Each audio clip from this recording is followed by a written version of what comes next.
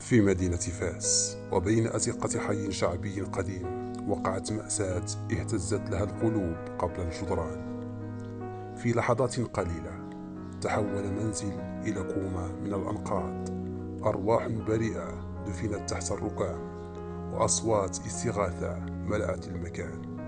فما الذي حدث؟ ولماذا انهار المبنى؟ ومن المسؤول عن هذه الكارثة؟ ابقوا معنا لتتعرفوا على تفاصيل الحادث الذي هز مدينة فاس ليلة أمس. في ليلة حزينة بين جدران الحي الحسني أحد أحياء مدينة فاس الشعبية حدث ما لم يكن في الحسبان.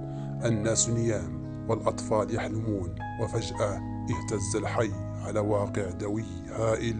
بناية بأكملها انهارت في لحظة. كانت الساعة تشير إلى حوالي 2 صباحا حينما استيقظ السكان على صراخ وهرج ومرج. 4 طوابق سقطت فوق رؤوس ساكنيها وتحولت إلى كومة من الأنقاض.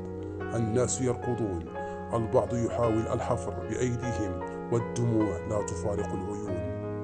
رجال الوقاية المدنية وصلوا بسرعة، أضواء سيارة الإسعاف تملأ المكان، أصوات صفارة الإنذار تخترق سكون الليل. بدأ سباق مع الزمن لإنقاذ من بقي تحت الأنقاض. وبينما كانت الجرافات تحاول رفع الركام، كانت الأخبار تتوالى: جثة تخرج هنا، أنين يسمع هناك. وبين الأمل والخوف عاشت فاس واحدة من أصعب لياليها. حصيلة أولية: 9 ضحايا لقوا حتفهم، بينهم أطفال و7 مصابين بعضهم في حالة حرجة. ومع كل جثة تنتشل كانت صرخات العائلات تمزق قلوب الحاضرين. مشهد مأساوي يعجز اللسان عن وصفه. لكن السؤال الذي طرحه الجميع: كيف لبناية مأهولة بالسكان أن تنهار بهذه السهولة؟ ولماذا لم تتحرك السلطات قبل الكارثة رغم الشكايات المتكررة من السكان حول تصدعات المبنى؟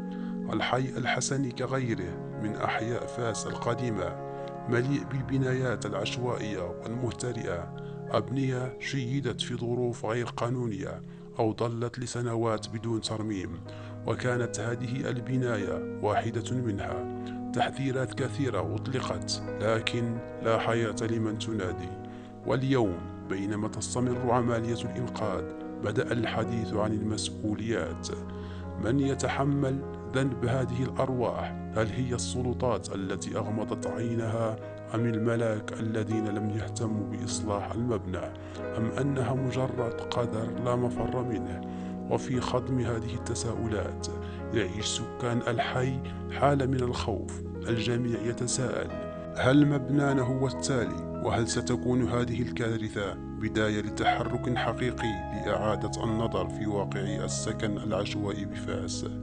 المدينة حزينة، القلوب مكسورة، والأمل الوحيد ألا تتكرر هذه المأساة مجددا. إذا أعجبكم الفيديو لا تنسوا الإعجاب والاشتراك لمتابعة جديد الأخبار، وشاركونا آراءكم في التعليقات. من المسؤول في رأيكم عن هذه الكارثة؟